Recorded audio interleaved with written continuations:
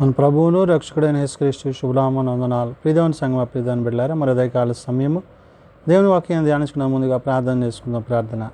కృపగల తండ్రి, దయగల యేసయ్య, బంగారు పాదాలకు లెక్కలేని వందనాలు, స్తుతులు, స్తోత్రములు.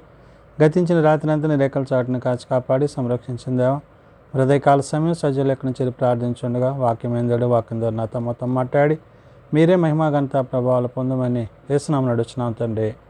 ఆమెన్. ప్రియదేవుని సంగమ ప్రియదేవుని బిడ్డల నిడుదనకు ఏర్పాటు చేయబడిన వాక్య భాగము, త్రిత్వ పండుగ కొరకు ఏర్పాటు చేయబడిన పత్రికా వాక్య భాగము, అపోస్తలుడైన పౌలు ఎఫెసీయులకు రాసిన పత్రిక 1వ అధ్యాయము 3-14 ధ్యానం చేసుకుందాము. త్రిత్వ పండుగ కొరకు ఏర్పాటు చేయబడిన పత్రికా వాక్య భాగము, అపోస్తలుడైన పౌలు ఎఫెసీయులకు రాసిన పత్రిక 1వ అధ్యాయము 3-14 ఈ విధంగా రాయబడినవి. మన ప్రభు అయిన యేసుక్రీస్తు యొక్క తండ్రి యొక్క దేవుడు స్తుతింపబడునుగాక. ఆయన క్రీస్తునందు పరలోక విషయములలో ఆత్మ సంబంధమైన ప్రతి ఆశీర్వాదమును మనకు అనుగ్రహించును. పౌలు ఎఫెసీ సంఘానికి పత్రిక రాస్తూ ఆశీర్వాదాలు పొందుకునే స్థితిని దేవుడు మనకు అనుగ్రహించాడు. అంటే క్రీస్తు యేసు ద్వారా విమోచింపబడతాము. ఆ మనకి ఆయన ఆశీర్వాదాలు అనుగ్రహింపబడతాయి. పౌలు అదే చెప్తున్నాడు, మన ప్రభు అయిన యేసుక్రీస్తు యొక్క తండ్రి యొక్క దేవుడు స్తుతింపబడుగాక అంటాడు. తండ్రి అయిన దేవుణ్ణి స్తుతించే విషయంలో కుమారుడైన ప్రభువు తండ్రి ఏ విధంగా స్తుతింపబడతాడో ఆ స్తుతింపబడే విధానాన్ని మనకి తెలియజేస్తూ అంటున్నాడు. ఆయన క్రీస్తునందు పరలోక విషయంలో ఆత్మ సంబంధమైన ప్రతి ఆశీర్వాదమును అనుగ్రహించును అంటున్నాడు. అంటే తండ్రి యొక్క ఆశీర్వాదాలు, తండ్రి యొక్క దీవెనలు తన కుమారుడైన క్రీస్తు ద్వారా ఈ లోకములో దేవుని కార్యాన్ని, దేవుని చిత్తాన్ని మనం జరిగించాలి. అంటే మహిమ కలిగిన పరలోక సంబంధమైన ఉన్నతమైన ఆశీర్వాదాలు మనం పొందాలంటే దేవుని యొక్క చిత్తం ఏమైనదో, ఆయన ఉద్దేశం ఏమైనదో తెలుసుకొని గ్రహించి ఆ ప్రకారం జీవించాలి. అంటే దేవుణ్ణి స్తుతిస్తున్న విధానంలో, దేవుని ఆరాధిస్తున్న విధానంలో పౌలు ఒక ప్రత్యేకతని కలిగి ఉన్నాడు. కాబట్టి ఇక్కడ అంటున్న మాట ఎట్లనగా, తన ప్రియునియందు తాను ఉచితముగా మనకు అనుగ్రహించిన తన కృపా మహిమకు కీర్తి కలుగునట్లు అంటున్నాడు. తన ప్రియునియందు అంటే తండ్రి యందు కుమారునికి ఉండే ఆ ప్రేమ ఎంత ఉన్నతమైనదో ఆ విధంగా కుమారునియందు మనము అట్టి ప్రేమ కలిగిన వారమై ఉండాలి. అంటే ఈ ప్రేమ శాశ్వతమైన ప్రేమ, తండ్రితో కుమారునితో పరిశుద్ధాత్మతో మనల్ని ఏకత్వానికి నడిపించే ప్రేమ. కాబట్టి ఇక్కడ ఎట్లనగా తన ప్రియునియందు తాను ఉచితముగా మనకు అనుగ్రహించిన అంటాడంటే తండ్రి యందు మనకు ఏదైతే ఉచితంగా అనుగ్రహింపబడుతుందో దానిని కుమారుడు మనకు అనుగ్రహించిన విషయాన్ని ఇక్కడ గుర్తు చేస్తున్నాడు. తన కృపా మహిమకు కీర్తి కలిగినట్లు అంటాడు. తండ్రి యొక్క కృపకి, కీర్తికి మహిమ కలగాలంటే మనము ఆయన యందు, ఆయన ప్రేమ యందు నిలిచిన వారమై ఉండాలి. తన చిత్త ప్రకారమైన దయాసంకల్పము చొప్పున యేసుక్రీస్తు ద్వారా తనకు కుమారులుగా స్వీకరించుటకు అంటాడు. ఇప్పుడు క్రీస్తుని బట్టి మనమందరము ఆయన కుమారులుగా, కుమార్తెలుగా మనం చేర్చబడుతున్నాం. అంటే క్రీస్తుకు సాక్షులుగా, క్రీస్తును సాక్షులుగా అంటే క్రీస్తు మాటకు లోబడి, ఉపదేశాలకు లోబడి, ఆయన చిత్తాన్ని అనుసరించి, ఆయన వాక్యాన్ని అనుసరించి ఆయన ఏదైతే మనకు మార్గాన్ని చూపించారో ఆ మార్గంలో మనం నడుచుకోవాలి. అందుకనే ఇక్కడ పౌలు చెప్తున్న మాట, మనలను ముందుగా తన కోసము నిర్ణయించుకొని మనము తన ఎదుట పరిశుద్ధులమును నిర్దోషులమునై ఉండవలెనని జగత్తు పునాది వేయబడక మునిపే ప్రేమ చేత ఆయన క్రీస్తులో మనల్ని ఏర్పరచుకొనెను. తండ్రి కుమారుని ద్వారా తన యొక్క ఉద్దేశాన్ని, తన ప్రేమను వ్యక్తపరచడానికి, ఆ ప్రేమను తన కుమారుని ద్వారా తెలియజేసి ఆ ప్రేమను మనకు అనుగ్రహించడానికి, మనలో ఉన్న పాపాన్ని తొలగించడానికి తన సొంత కుమారుని ఆయన లోకానికి పంపించాడు. కాబట్టి ఇప్పుడు ఈ ప్రేమ శాశ్వతమైన ప్రేమ. తండ్రి యొక్క ప్రేమ కుమారుని యందు ఏ విధంగా ఉందో కుమారుని యందు విశ్వాసం ఉంచు వారు కూడా అట్టి ప్రేమను కలిగి ఉంటారనే విషయాన్ని చెప్తున్నాడు. అందుకనే ప్రేమ చేత ఆయన క్రీస్తులో మనము ఏర్పరచుకునేను అంటున్నాడు. తండ్రి క్రీస్తులో అంటే ప్రభువును బట్టి తండ్రి యొక్క ఉద్దేశాలు కుమారుని యందు నెరవేర్చబడుతూ కుమారుని యందు విశ్వాసం ఉంచువాడు తండ్రి యందు జీవించువాడే ఉంటాడనే విషయాన్ని ఇక్కడ పౌలు గుర్తు చేసి చెప్తూ, దేవుని కృపామహదైశ్వర్యమును బట్టి ఆ ప్రియుని యందు ఆయన రక్తము వలన మనకు విమోచన.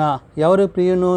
తండ్రి యొక్క ప్రియకుమారుడైన క్రీస్తునందు ఆయన చిందించిన రక్తము చేత విమోచింపబడ్డ మనకి, అది మనకి రక్షణార్థమైనది. అంటే రక్షింపబడ్డ మనకి ఆయన రక్తము చేత కడగబడ్డ మనము ఆయనతో జీవించేవారమై ఉన్నాము. కాబట్టి అంటున్నాడు, దేవుని కృపా మహేశ్వర్యమును బట్టి ఆ ప్రియుని యందు ఆయన రక్తము వలన మనకు విమోచనము, అనగా మన అపరాధములకు క్షమాపణ మనకు కలిగి ఉన్నది అంటున్నాడు. క్రీస్తు యొక్క రక్తము చేత క్షమాపణ, విమోచన కలిగి ఉంది. అంటే విడిపింపబడ్డ మనము, క్రీస్తు రక్తము చేత రక్షింపబడ్డ మనము ఆయనలో జీవించడానికి ఆయన ప్రేమే మూలమై ఉన్నదనే విషయాన్ని, తండ్రిని గూర్చిన మాటలను పౌలు ఇక్కడ గుర్తు చేశాడు. కాబట్టి కాలము సంపూర్ణమైనప్పుడు జరగవలసిన ఏర్పాటును బట్టి ఆయన తన దయాసంకల్పము చొప్పున తన చిత్తమును గూర్చి మర్మమును మనకు తెలియజేసి అంటున్నాడు. అంటే తండ్రి ఏదైతే చేయాలని తలంచాడో దాన్ని తన కుమారుని ద్వారా జరిగిస్తూ ఆయన సంకల్పాన్ని, ఆయన ఉద్దేశాలను మన యందు ఆయన జరిగిస్తున్నాడు. తన కుమారుని ద్వారానే మాటను చెప్తున్నాడు. కాబట్టి ఆయన తన దయా సంకల్పము చొప్పున తన చిత్తమును గూర్చి మర్మమును మనకు తెలియజేసి మనకు సంపూర్ణమైన జ్ఞాన వివేచన కలుగుటకు ఆ కృపను మన ఎడల విస్తరింపజేసెను. ఏ కృప చేత అయితే మనం రక్షింపబడ్డామో ఆ కృపయందు నిలిచి దాని యందు విస్తారంగా, అంటే వాక్యమందును, ప్రార్థన యందు, దేవుని యొక్క మాటల యందు, ఉపదేశముల యందు జీవించేవారమై ఆయనతో యుగయుగాలు జీవించేవారమై ఉండాలని పౌలు ఇక్కడ చెప్తూ, విమోచింపబడిన మనకి ఏదైతే దేవుడు అనుగ్రహించాడో దాన్ని బట్టి చెప్తున్నాడు. ఈ సంకల్పమును బట్టి ఆయన పరలోకములో ఉన్నవే కానీ, భూమి మీద ఉన్నవే కానీ సమస్తమును క్రీస్తునందు ఏకముగా సమకూర్చవలెనని తనలో తాను నిర్ణయించుకొనెను. క్రీస్తునందు అంటే తన కుమారుని యందు వాటిని నిర్ణయించుకున్నాడు. అంటే ఈరోజు పరలోకంలో వెళ్ళాలంటే భూమి మీద ఆయన చిత్తాన్ని నువ్వు జరిగించి, ఆయన కొరకు నువ్వు జీవించి, ఆయన యొక్క ఉద్దేశాలను ఎరిగి, ఆయన యొక్క మాట ప్రకారం నువ్వు నడిచినప్పుడు పరసంబంధమైన దేవుని ఉద్దేశాలు నీ యందు నెరవేర్చబడతాయి.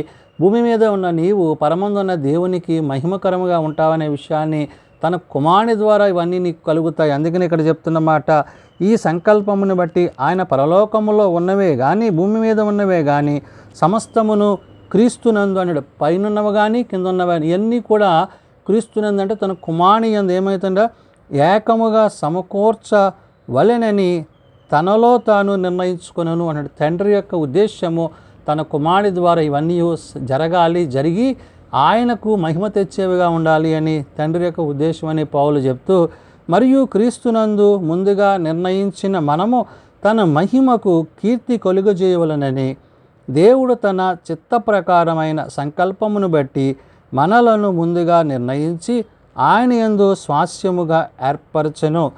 ఆయన తన చిత్తానుసారముగా చేసిన నిర్ణయము చొప్పున సమస్త కార్యములు జరిగించుచున్నాడు అంటున్నాడు. తండ్రి ఏదైతే ఉద్దేశించాడో ఆ ఉద్దేశించిన ప్రకారము తన కుమారుని ద్వారా ఈ కార్యాలన్నీ, ఏదైతే పాపము నుండి, మరణము నుండి మనల్ని జీవములోనికి నడిపించి మన మరణాన్ని జయించి క్రీస్తుతో పాటు జీవించడానికి ఆయన మనకి కృపనిచ్చి ఉన్నాడో ఆ కృపను బట్టి, ఆ మహదైశ్వర్యాన్ని బట్టి, విమోచనను బట్టి విడిపింపబడ్డ మనము నేడు క్రీస్తుతో పాటు తండ్రి యొక్క రాజ్యానికి వారసులు కాగలగడానికి తండ్రి యొక్క ఉద్దేశమై ఉన్నదనే విషయాన్ని ఇక్కడ పౌలు గుర్తు చేశాడు. కాబట్టి మీరు సత్యవాక్యమును అనగా మీ రక్షణ సువార్తను విని క్రీస్తునందు విశ్వాసముంచి వాగ్దానము చేయబడిన ఆత్మచేత ముద్రింపబడితిరి. ఏ వాగ్దానం అంటే ఏంటి? వాగ్దానము తిరిగి తండ్రి మన కొరకు తన కుమారుని పంపించును, అంటే ప్రభు తిరిగి మరలా వచ్చును. కాబట్టి ఆయన వచ్చినప్పుడు ఆయనతో పాటు ఆయన రాజ్యములో మనం చేర్చబడతాం. కాబట్టి క్రీస్తు యొక్క రాజ్యములో ప్రవేశించడానికి మనమందరము అవకాశాన్ని, ఆధిక్యతను కలిగి ఉన్నాము. ఎవరి ద్వారా? కుమారుడైన క్రీస్తు ద్వారా.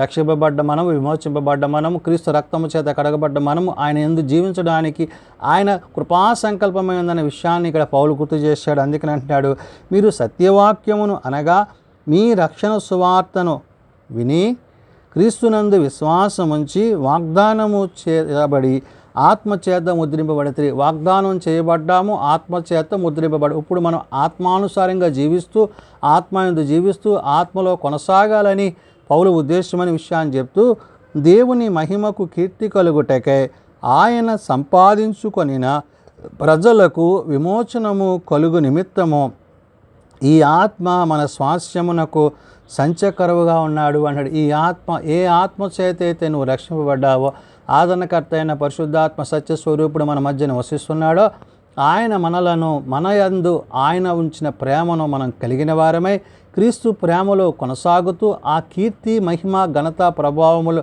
ఆయనకి చెల్లినట్లుగా తండ్రికి కుమారునికి పరిశుద్ధాత్మకు మహిమ కలుగునట్లుగా ఆ మహిమలో నువ్వు ప్రవేశించినట్లుగా ఆయనతో నీవు యుగయుగాలు జీవించినట్లుగా నీవు ఈ త్రిత్వ పండుగ దినాన్ని క్రీస్తును తండ్రిని పరిశుద్ధాత్మని కలిగిన వాడవై ఏకాత్మ కలిగి ఏకహృదయం కలిగి ఆయనతో జీవించేవాడై ఉండాలని ఉదయకాల సమయమున భక్తులైన పౌలు తెలియజేస్తున్న మాటలు ప్రార్థన చేసుకుందాం.